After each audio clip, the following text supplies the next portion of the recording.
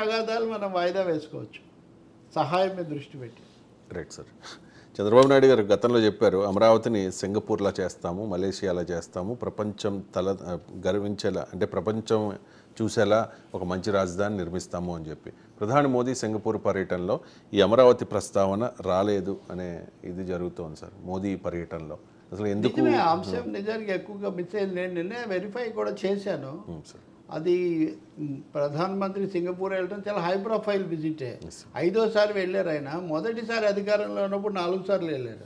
రెండోసారి ఉన్నప్పుడు అసలు వెళ్ళలేదు, ఇప్పుడు వెళ్ళారు. వెళ్ళి సెమీ కండక్టర్ల దగ్గర నుంచి సౌత్ చైనా సీలో మొహరింపుల దగ్గర నుంచి ఏషియన్ అదేది క్వాడ్ కంట్రీస్ ఈ సంబంధాలు అంతర్జాతీయ విషయాలు అనేకం అక్కడ చర్చించి వచ్చారు.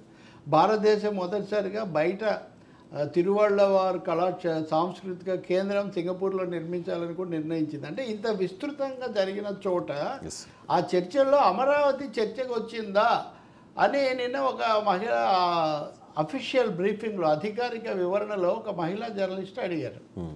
అడిగితే భారతదేశం తరఫున తూర్పు వ్యవహారాలు చూస్తున్న కార్యదర్శి ఆయన జైదీప్ సంథింగ్ ఆయన జవాబు చెప్తూ మిగతా వాటన్నిటికి జవాబు చెప్పారు. కానీ అవునండి నిజమే, అమరావతి అయితే చర్చలో రాలేదు, వచ్చిందని నేను అనుకోవట్లేదు, రాలేదు అని చెప్పారు.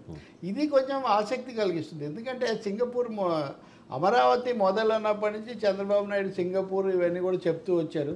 మరి సింగపూర్ ఇవన్నీ అంటున్నప్పుడు సింగపూర్కు ప్రధానమంత్రి వెళ్ళినప్పుడు ఈ ప్రస్తావన కూడా రాలేదా? రాకపోవడానికి సింగపూర్ ఆసక్తి వదిలేసిందా, లేకపోతే ప్రభుత్వమే చొరవ తీసుకోవట్లేదా? సింగపూర్ ఆసక్తి వదిలేసిందా అనుకుందామా అంటే భారతదేశంలో ఉన్న సింగపూర్ హై కమిషనర్ చంద్రబాబు మళ్ళీ అధికారంలోకి వచ్చాడు కాబట్టి మళ్ళీ మా మధ్య సంబంధం పెరిగే అవకాశం ఉందని ఆయన చెప్పున్నాడు. మరి మోదీ పర్యటనను ఎందుకు ఆంధ్రప్రదేశ్ ప్రభుత్వం ఈ అవకాశాన్ని తీసుకోలేదా తెలీదు. ఒకటి, రాష్ట్రాల మధ్యలో సరళీకరణ విధానాలు వచ్చాక రాష్ట్రాలు నేరుగా విదేశాలతో కొంత సంప్రదింపులు జరిపే ఒక అవకాశం ఉంది. కానీ ఎండార్స్ చేయాలి కేంద్రం. జగన్ రద్దు చేసుకున్నప్పుడు కూడా సింగపూర్ ప్రభుత్వం చెప్పింది కేంద్రం ఎండార్స్ చేయలేదు కాబట్టి మేము రద్దు చేసుకుంటున్నామని చెప్పింది. సో ఇప్పుడు అమరావతికి ఆర్థిక సహాయం చేయాల్సిన కేంద్రం సింగపూర్లో కూడా ఈ విషయాన్ని మరి ప్రస్తావించలేదా అనే ఒక ఆంధ్రప్రదేశ్లో మాట్లాడలేదా? కూటమి కదా అధికారంలో ఉంది అనే ప్రశ్న వస్తుంది. ఇందాక మీరు చెప్పిన పడవలు ఈ సమస్యలన్నీ కూడా అమరావతితో ముడిపడినవే. నిజానికి ఈ చర్చ మొత్తం అమరావతికి మళ్ళించే ప్రయత్నం చేశారని. కాబట్టి ఎందుకు అమరావతి మోదీ పర్యటనలో చర్చకు రాలేదు, అసలు చర్చించలేదని స్పష్టంగా అధికారికంగా చెప్తున్నారు అనేది అయితే సందేహంగానే ఉంది. నిజంగా మారిపోయిందా? పోనీ సింగపూర్ ఉండదా ఇక అమరావతి నిర్మాణంలో? అంటే జగన్ మానేసిందని చంద్రబాబు కూడా అదే పద్ధతి కొనసాగిస్తారా? ప్రభుత్వమే చెప్పాలి, లేకపోతే నారాయణ లాంటి వాళ్ళు చెప్పాలి, మంత్రి. Right sir. అంటే చూద్దాం సార్, ఇంకా టైం ఉంది కదా. ఇంకా టైం ఉంది అంటే బికాజ్ ఇట్ హ్యాపెండ్ కాబట్టి. ఇప్పుడు అజిత్ దోవల్ ఉన్నాడు మన రక్షణ మెయిన్ భద్రతా సలహాదారు, ఇప్పుడు రష్యా వెళ్ళాడు. మామూలుగా మనం విదేశీ విషయాలు మాట్లాడతాం కదా. సింగపూర్ విషయంలో అదనంగా అమరావతి యాంగిల్ ఒకటి.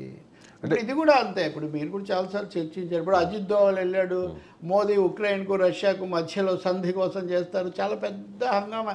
అసలు ఏమీ లేదు. రాహుల్ గాంధీ అమెరికాలో ఉన్నారు. ఇప్పుడు అమెరికాను కాదనే భారతదేశం అక్కడ ఏదో చేస్తుంది అనేది ఒక పెద్ద పొరపాటు. అమెరికా కూటమి పూర్తిగా ఉక్రెయిన్తో ఉంది. అలాగే చైనాను కూడా పిలిచాడు ఎవరు, పుతిన్. సో ఇండియాను మాత్రమే పిలవలేదు, బ్రిక్స్ దేశాలన్నింటినీ పిలిచినప్పుడు అందులో చైనా ఉంది, ఇండియా ఉంది, బ్రెజిల్ ఇవన్నీ కూడా ఉన్నాయి. చైనా ఉన్న తర్వాత అమెరికా ఆ పద్ధతిలో వింటుంది అని అనుకోవడానికి కూడా ఏం ఆస్కారం లేదు.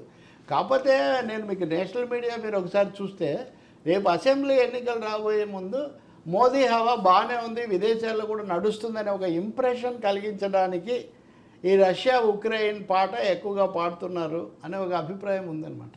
అలా వచ్చిందే. సింగపూర్లో కూడా ఈ ప్రశ్నలన్నీ వచ్చాయి నేను ఇందాక చెప్పిన బ్రీఫింగ్లో. ఇక